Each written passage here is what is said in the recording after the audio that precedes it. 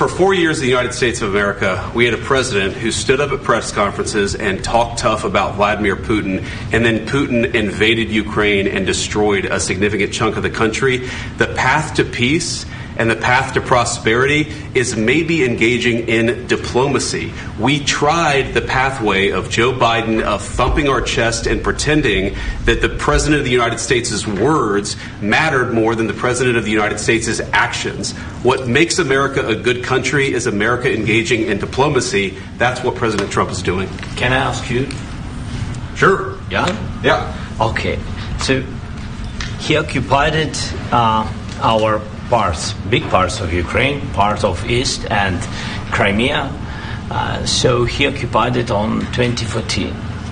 So during a lot of years, so I'm not speaking about just Biden, but those time was Obama, then President Obama, then President Trump, then President Biden, now the President Trump, and God bless, now President Trump will stop him.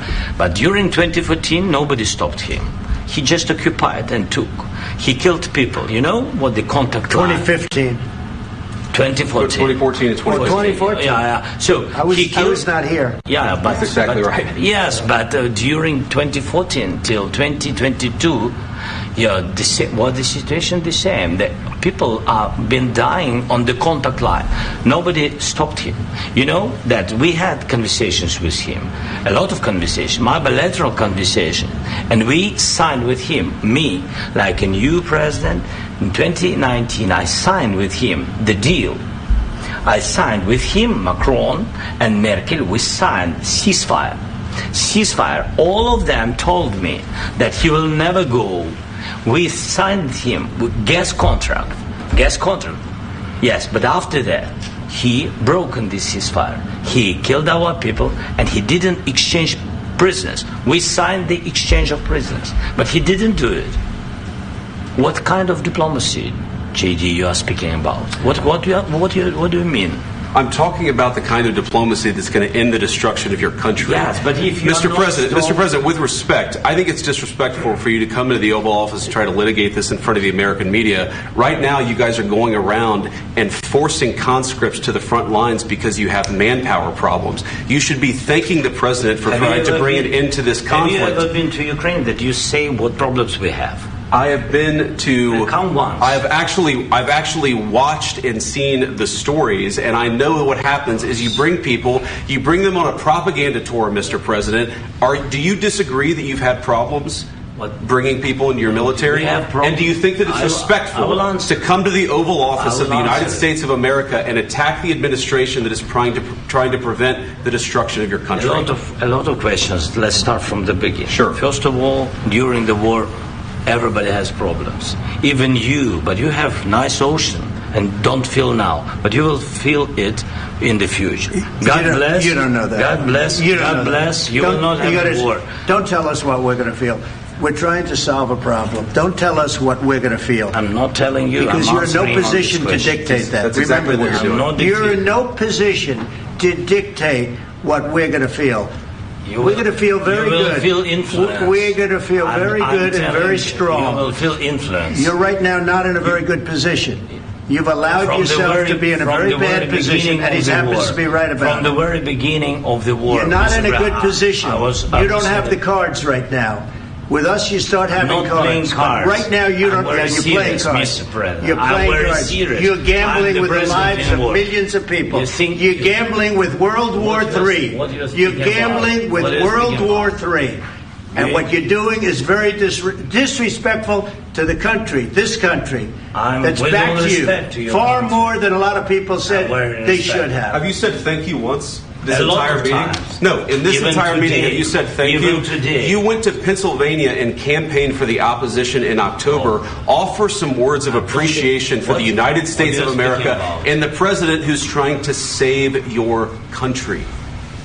Please, you think that if you will speak very loudly about the war, He's not speaking loudly. He's not speaking loudly. Your country's in big trouble. Can I Wait a answer? minute. No. You've done a lot of talking. Your country is in big trouble. I know. You're not winning. I know. You're not winning this. You have a damn good chance of coming out okay because of us. Mr. President, we are staying in our country, staying strong from the very beginning of the war. We've been alone, and we are thankful. I said thanks you haven't in been this alone. cabinet. You haven't been alone. In this cabinet. We gave you, through this stupid president, $350 billion. You voted we gave for you your military equipment, and your men are brave, but they had to use our military. What about if you didn't have our military equipment, if you didn't have our military equipment, this war would have been over in 2 weeks. In 3 days, I heard it from Putin. In 3 days. This is something maybe new. Less. In 2 weeks, of course, yes. It's going to be a very hard thing to do business like this. Again, just say thank you. I said a lot of times to American people. Accept that there are disagreements, and let's go litigate those disagreements rather than trying to fight it out in the American media when you're wrong. We know that you're wrong. But you see, I think it's good for the American people to see what's going on. I understand, sir. I think it's very important. That's why I kept this going so long. You have to be thankful. You don't have the cards. You're buried there. Your people are dying. You're running low on soldiers. Listen, you're running low on soldiers. It would be a damn good thing. And then you tell us, I don't want a ceasefire. I don't want a ceasefire. I want to go, and I want this. Look. If you could get a ceasefire right now, I tell you, you take it so the bullets stop flying and your men stop getting killed. Of course, we want to stop the war. But you're saying you don't want a ceasefire. But I said to you, I want a ceasefire. With guarantees. Because you'll get a ceasefire faster than an agreement. Ask our people about ceasefire, what they think. That wasn't with me. For you what that wasn't with me. That was with a guy named Biden, who was not a smart person. That was with Obama. It was your president. Excuse me. That was with Obama, who gave you sheets, and I gave you javelins. Yes. I gave you the javelins to take out all those tanks. Obama gave you sheets. In fact, the statement is Obama gave sheets and Trump gave javelins.